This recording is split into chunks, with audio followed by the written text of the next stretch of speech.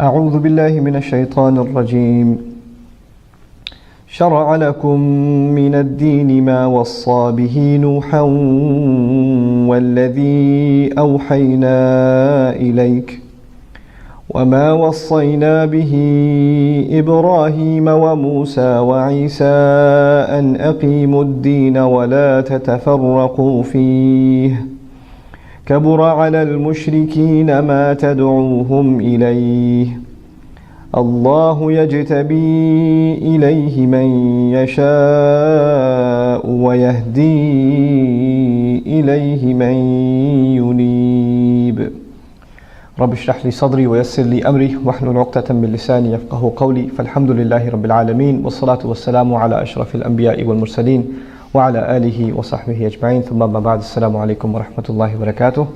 Inshallah ta'ala, the intention of this series of talks that hopefully we can finish today bi'idhnillah is to create a resource for Muslims that are involved in any sort of Islamic work, whether that be at a masjid or at a school or at a charity organization or even an MSA or any collective work, any sort of activism. The idea behind this series is that Allah Azza wa Jal doesn't just give us guidance at the level of the individual, He also offers us guidance at the level of a community and even work. The efforts we have to make as individuals and the efforts we have to make as a community, we have guidance for that in Allah's book also. And these few hours are supposed to be a glimpse, at least, into some of that guidance, some of that wisdom that we can benefit from, and therefore bring barakah and bring guidance of Allah Azza wa Jal into whatever work that we're going to be involved in, inshallah ta'ala. So this first session, I hope I can wrap this up rather quickly in 30 minutes or less, is basically the overview, the bigger, just to kind of lay down a conceptual framework for this conversation. And I want to begin with essentially that all human beings are engaged in a struggle. All human beings are. Wa alaikum assalam wa rahmatullahi wa barakatuh. And that struggle suggests you could be in struggle to just survive. People, Muslim or non, get out of bed and they have to go to work to survive. Right? They're engaged in a struggle. That's one level of struggle even animals do. Even animals are engaged in the struggle to survive. The bird leaves its nest and comes back to feed its young, etc. Another level of struggle above and beyond that is the struggle, well, if your immediate needs are met, you want to make your neighborhood safe, or you want to make sure that there's a stop sign on the street, or you want to go talk to your local county person because the neighborhood's not clean, or this liquor store should get out of here, or whatever. You become involved at a communal level and you start making struggle towards something more than just yourself. Maybe it has to do with your neighbors, maybe it has to do with your family, it has to do with your community, etc. But you struggle beyond yourself. And again, this is not something limited to Muslims. This happens in any human endeavor. You have people that just basically live their life to survive. But those that are beyond that point, those that have the means, that have a little bit of extra time and extra money, etc., then they get involved in more things. They get involved in maybe communal work, and political concerns, social concerns, etc., etc. Then there's a struggle even beyond that.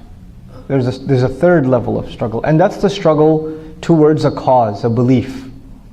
And it's not necessarily something tangible. This is the hard one to understand. Somebody, petitioning for a stop sign, or somebody, advocating for, better schools or something like that. They have a tangible goal in front of them. But then there is, I believe in this idea. For example, for Muslims, we believe in Islam. We believe Islam is something that should be shared by humanity. Everybody should know what this beautiful religion is and what its true teachings are. There could be someone equally passionate about Christianity or Judaism or Hinduism or whatever else, and they want to spread that. There are people who are passionate about atheism. They want to spread that in the world.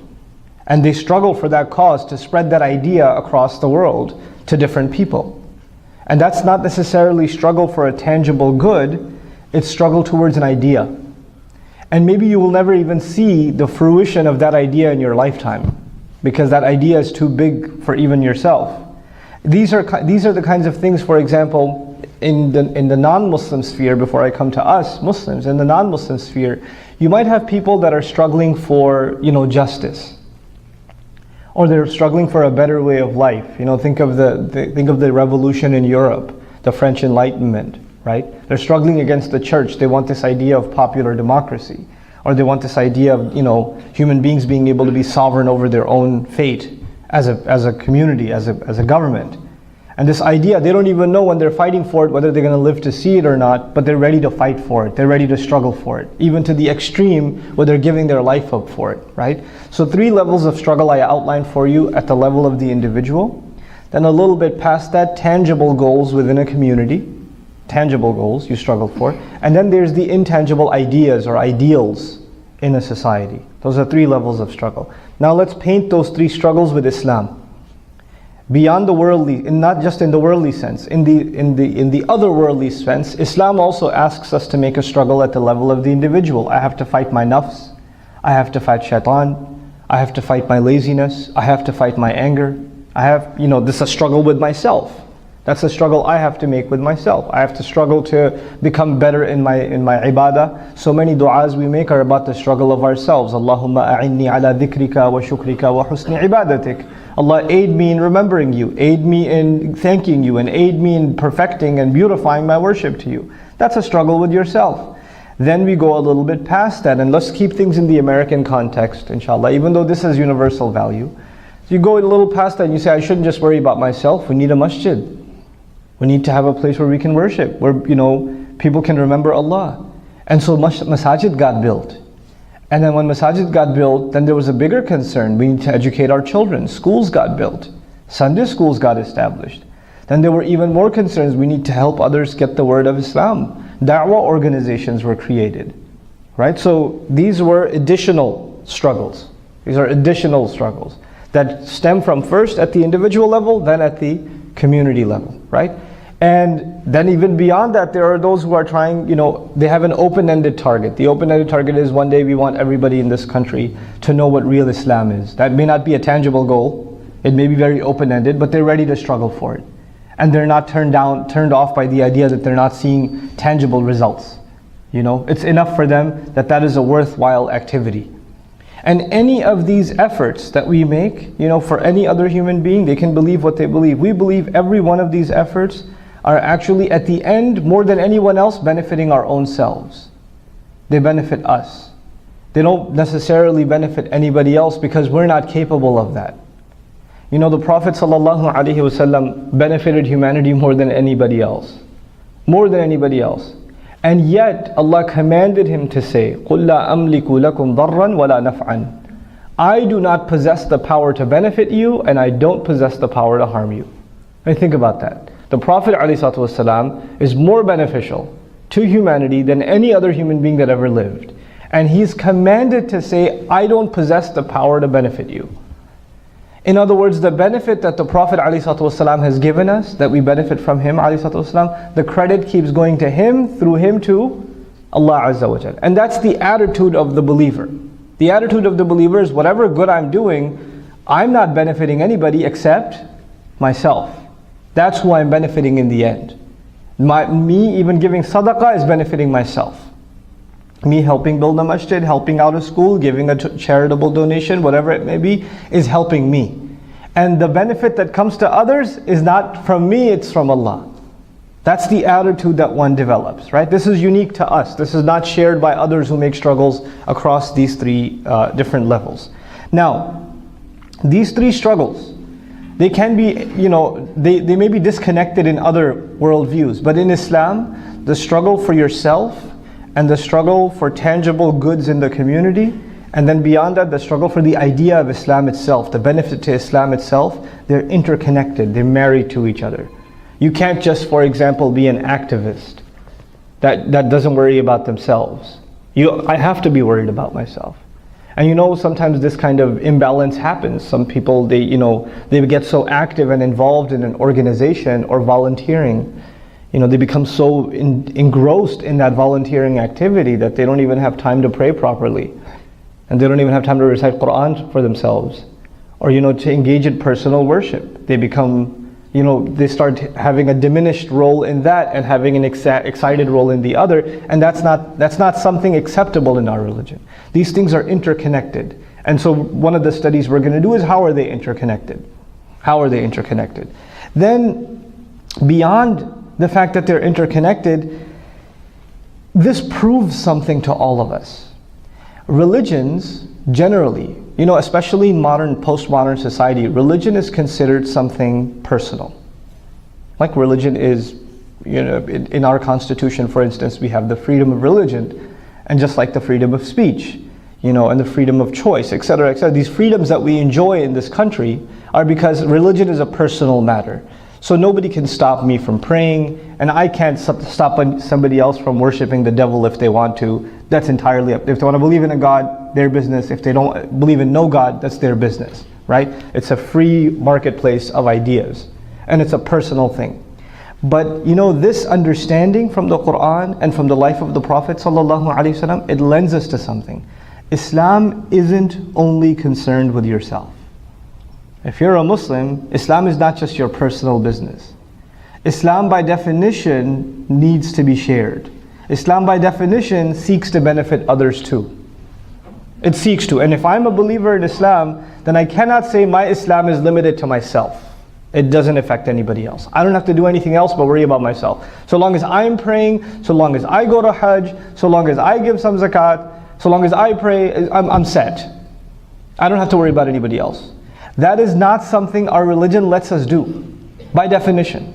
It is at the core of it concerned with others. One of the most fundamental surahs of the Quran that probably all of you know by heart is Surah Al-Asr. Right? Surah Al-Asr, very short surah, very easy to memorize. Most of you probably know it by heart. If Islam was just about yourself, it would be إِلَّا الَّذِينَ آمَنُوا وَعَمِلُوا الصَّالِحَاتِ, full stop. If it was just about yourself, it would just be إِلَّا الَّذِينَ آمَنُوا وَعَمِلُوا الصَّالِحَاتِ. But we have إِلَّا الَّذِينَ آمَنُوا وَعَمِلُوا الصَّالِحَاتِ, and we have وَتَوَاصَوْا بِالْحَقِّ وَتَوَاصَوْا بِالصَّبْرِ. That is necessarily engagement with others. That is necessarily sharing this religion and its goodness with others. So it is something that is inherent into our religion. And it's not something I have to prove to you. I mean, look around us. The fact that we're sitting in a masjid, the fact that there are volunteers recording this video, this is actually collective work. There are people that, could just be sitting home and eating halal food and waiting for dhuhr and pray dhuhr and say, look, my Islam is done. I'm not doing anything wrong. But, we built community. We engaged ourselves in this kind of work, right? So there is something that inherently we appreciate about the struggle for this religion beyond ourselves. Then there are a couple of realizations that are very important. And those are that, we have to understand what time in history we live in. If I was giving this talk 50 years ago, maybe my content would have been different.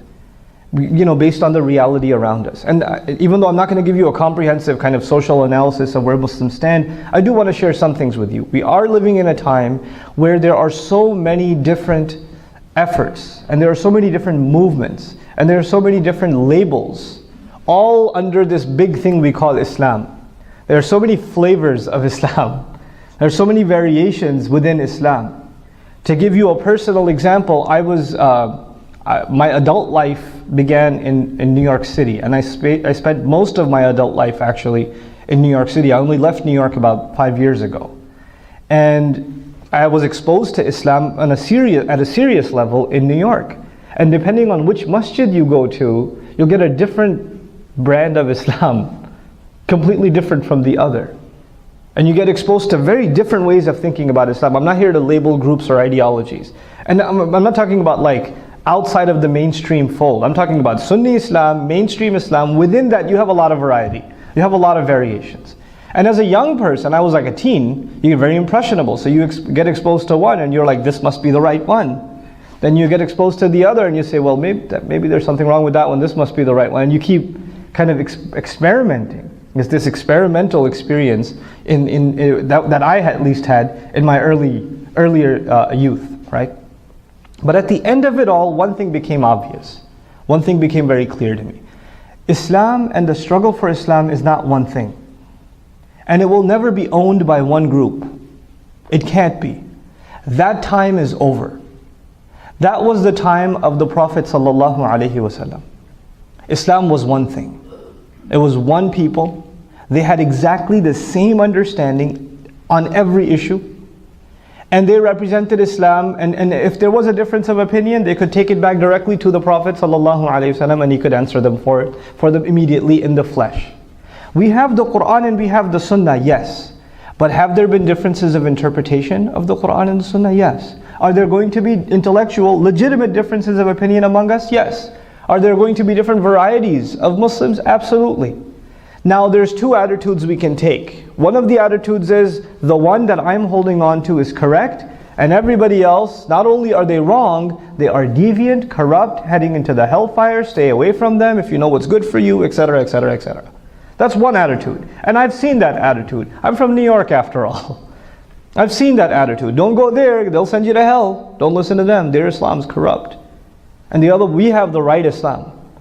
And the other one the same way. Everybody's proprietary, holding on to their variation of Islam as the right one. Everybody else says, I don't know what they're doing.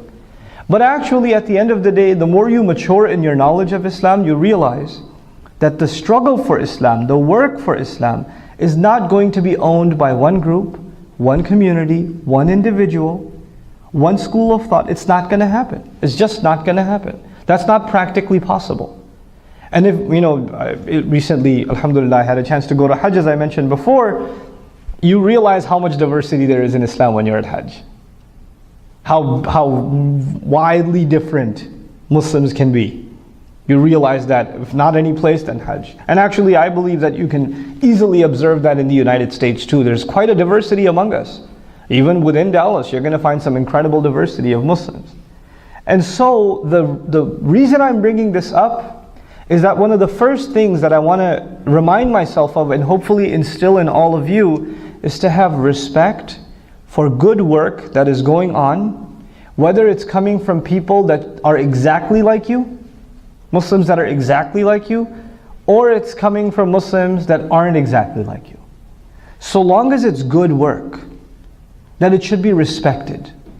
It should be respected. And it should even be supported. It should even be supported. And it's not, and we shouldn't just support or aid or agree with people that are exactly like ourselves. That's again impractical. There may be somebody, there are scholars, for example, I'm not here to name them. There are scholars that I have tremendous respect for. And at the same time, I can't get myself to agree with some of their positions. I just can't do it. And I've told them, there's one thing I cannot agree with, but I still love you to death. And when they do good things, or when they start good projects, I wholeheartedly support them. It's not that I disagree with one thing and that lends me to say, I'm not going to support this person. There's one thing they said I don't agree with. Which other human being are you going to agree with 100%? Do you agree with your wife? Does your wife agree with you 100% on everything? Do your children agree with you 100% on everything? How is that even possible? So if we become so idealistic that we're not going to work with someone until we are exactly on the same page on every single issue, then it is impossible for us to work with each other. After all, at the end of the day, even the companions, radiallahu anhum ajma'in, even they had differences of opinion among themselves. In the interpretation of Quran, of all things. There would be ayat in Ibn Abbas radiallahu anhu, his opinion would be one thing, and another sahabi, Abdullah bin Mas'ud, his opinion would be something else. Same ayah. But they loved and respected each other. So that's something we have to instill into ourselves, inshallah ta'ala. Now, I've talked about the diversity of the ummah and how we have to respect different, different avenues or different kinds of diversities. One ayah that comes to mind, and it's interesting that it's one of the last ayat revealed. Surah Al-Ma'idah is one of the last surahs revealed in the Quran. And in the beginning of Surah Al-Ma'idah, Allah Azza wa Jalla told us, وَتَعَاوَنُوا عَلَى الْبِرِّ وَالتَّقْوَى. Ta'awana is commonly translated as cooperate. So the ayah says, cooperate in good things and piety. That's a rough translation of the ayah. But ta'awun in the Arabic language comes from aun. Aun means aid, and serious aid. Like not just any small help, serious aid is called aun. Desperate help is called aun. And that's the same word that's in the root of the Fatiha when we say Iyaka na'budu wa iyaka nasta'in. It's the same root, actually, it's from aun also. Ta'awanu, seriously help each other. Seriously help one another. Help each other a lot. Ala al-birr, on all things good. Allah Azza wa Jal did not even specify which good deeds. He just says al-bir. And by the way, al-bir is probably the most comprehensive word in the Arabic language for goodness. What does that mean? Anything good. Anything good. If it's happening, support it. If it's happening, support it. And this is a good time also to highlight something else it'll save me from reiterating it later. And that is that there's not one cause in Islam. There's not one project in Islam. There's as diverse as communities are, our needs are diverse, the work of Islam is diverse. So for instance, educating children is one project. But within that project, there could be 100 smaller projects. How are we going to educate them in the Quran? How are we going to educate them in history? How are we going to educate them in manners? How are we going to educate them in the other sciences? How are we going to educate them in a character, etc., etc., etc. Right? These are each individual projects. When we talk about building, establishing community or counseling for teenagers is a project. Counseling middle schoolers is a project. Counseling married couples is a project. Counseling seniors is a project. These are individual projects.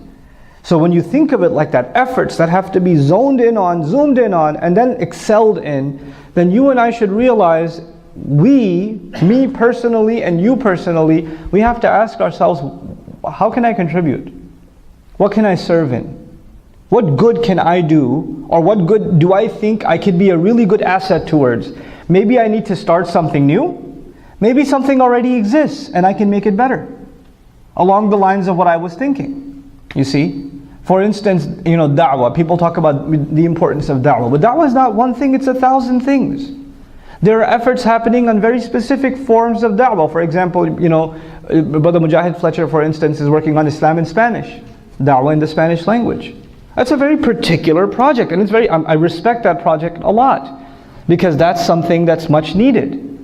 And so that's one area. Similarly, da'wah to particular, groups of people. Like, the Prophet ﷺ would send people to tribes that were people of that tribe to make da'wah to them, right?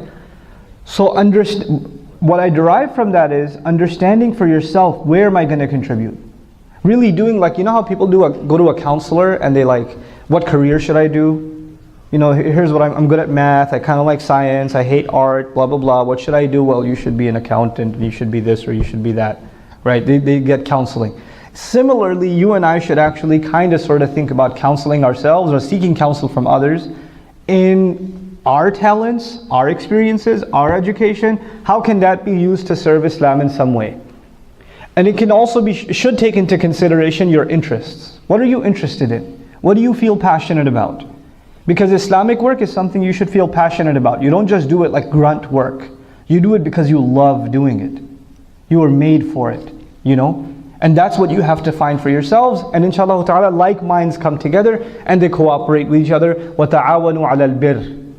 But he added وَتَعَاوَنُوا عَلَى الْبِرِّ وَالتَّقْوَى. He added the word taqwa, which is really beautiful and very subtle wisdom in adding the word taqwa. Taqwa in its origin, and you've probably heard many talks about taqwa, one of the core meanings of taqwa is protecting yourself.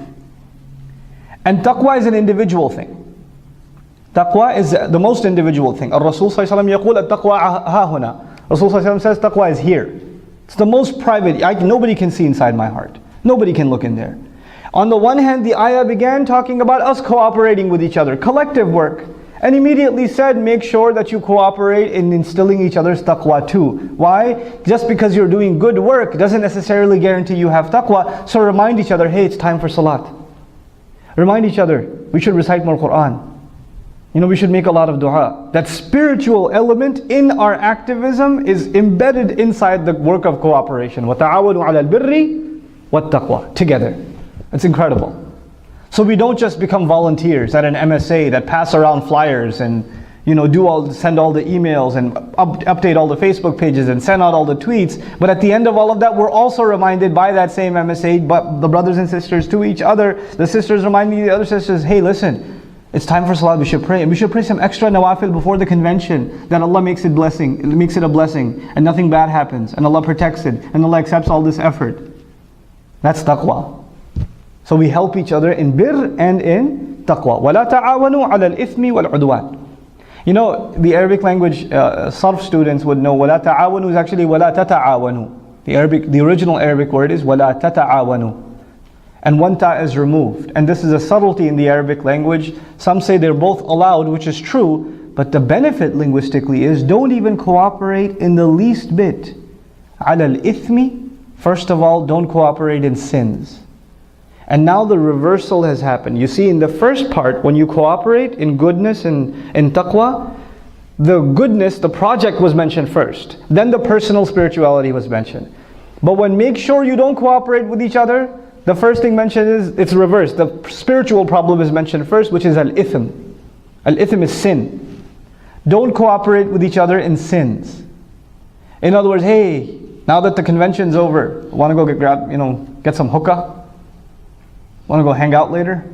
Want to go grab a movie? Want to go out, do this or that or the other? Don't cooperate with each other in sins. Don't let that happen to you. You know, and when people are together, the collective responsibility goes down. Young people can testify to that. When young guys are together, a bunch of people are together, and one of them says, hey man, let's go watch a movie. Then, even if one of you is thinking it's not a good idea, you just kind of go along. You don't feel as guilty. There's a collective dropping of guilt.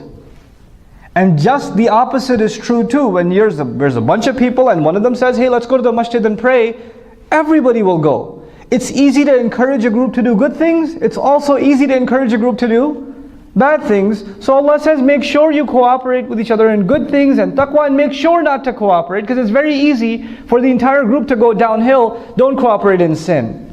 Al-ithm. What happens when young people especially, get together and talk too much? They start making fun of each other. They start backbiting. They start making inappropriate jokes.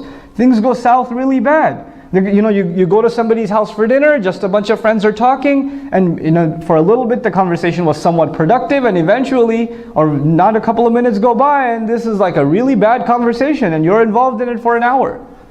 This is ithm. And what does it lead to further? It doesn't just, when your heart becomes dirty with sin, then it creates even more, it's the opposite. No more cooperation. وَلَا تَعَاوَنُوا عَلَى الْإِثْمِ وَالْعُدْوَانِ. Animosity. Animosities are brewed. Now you start turning into a cult, a gang. You guys hang out together, and when you guys get together, you bash the other guys. You talk trash about them. And so the more you meet, the more cut off you are from everybody else. And that's one of the great dangers of Islamic work. Great danger of Islamic work. When you're involved in your youth group, at your masjid, and you guys get together, then it's easy to bash the other youth. Oh, we totally schooled them this time. We got them. Our program was so much bigger. We're so much better. Those guys don't even know what they're talking about, etc., etc. It's so tempting to just do that, to build that animosity. But I started by saying all Islamic efforts have to be respected. All of them have to be respected. I got a phone call, before I got a phone call, I met this brother at the ISNA convention. I was at the ISNA convention, and there was a fellow from Australia that was there, just to see how we hold conventions, because they're trying to do Islamic work in Australia. And he said, I could use your advice on the Arabic program in Australia. We're trying to set up an Arabic program and this and that. And if you don't have to share your tips or whatever if you think that they're proprietary for bayina, or if you feel like we can hire you for it. I was like, bro, teach in Australia. When am I going to come to Australia and teach? Take the curriculum, use it. Just because they're fulfilling a need where I can't possibly help yet. So go do it. Do whatever you can. And so if there's a youth group here, and there's a youth group in Plano, and there's a youth group in Irving, and there's a youth group in Fort Worth, or whatever, the more the merrier. That's a really needed resource. Okay. So, وَتَعَاوَنُوا عَلَى الْبِرِّ وَالتَّقْوَى وَلَا تَعَاوَنُوا عَلَى الْإِثْمِ وَالْعُدْوَانِ. This is like the golden rule of working collectively as Muslims. We have to cooperate in all good things. We have to forget our labels. We have to forget that we have to further the organization. We're not loyal to organizations. We're loyal to the work of Allah. That's it. Allah will not ask us under which banner did you do your work. Allah will not ask her, which logo did you put on the flyer? It's not going to be asked. We're going to be asked for our intentions. We're going to be asked for the sincerity and the openness with which we worked with others. And I tell you, if you get so hung up on labels, and you get so hung up on logos, and name your brand, the name of your project should be prominent. If that becomes at the forefront, then you definitely create a culture of animosity. You create competition. You create unnecessary, why are they having a program? I have a program. Why is that happening? This is happening. And you start seeing your effort as something that's competing with other efforts. SubhanAllah. This is not the direction Islamic work should go in. That is not how a healthy community flourishes. I argue in the last couple of minutes of this introduction, inshallah ta'ala, I argue that establishment of deen, Surah Ash-Shura says, أَنْ أَقِيمُوا الدِّينَ وَلَا تَتَفَرَّقُوا فِيهِ. Establish the deen and don't be divided in it. Establish the deen and don't be divided in it. Establishing the deen is not one struggle, it's a million struggles. It's a million projects. And each one of them is, I compare establishing the deen to building a building. When you're building a building, it is made up of bricks. Everybody's working on one brick or the other. So don't think it's not part of establishing the deen. It's part of a bigger picture. And you may not see the full building yet. But you know what? The more people are at work, the more people are covering different areas. One is handling this room, the other is handling that room. The more people are doing work, the further the establishment of deen is going. And this is how it progresses, slowly, gradually. Even Allah gives the example of the entire Islam itself. La ilaha illallah itself. Allah gives it the example of a tree. وَمَثَلُ كَلِمَةٍ طَيِّبَةٍ كَشَجَرَةٍ طَيِّبَةٍ. The example of the good word, meaning La ilaha illallah, is like a tree. Does a tree grow all of a sudden? No, it takes its sweet time. It takes years. The roots have to be deep. And the branches go in one direction or different directions?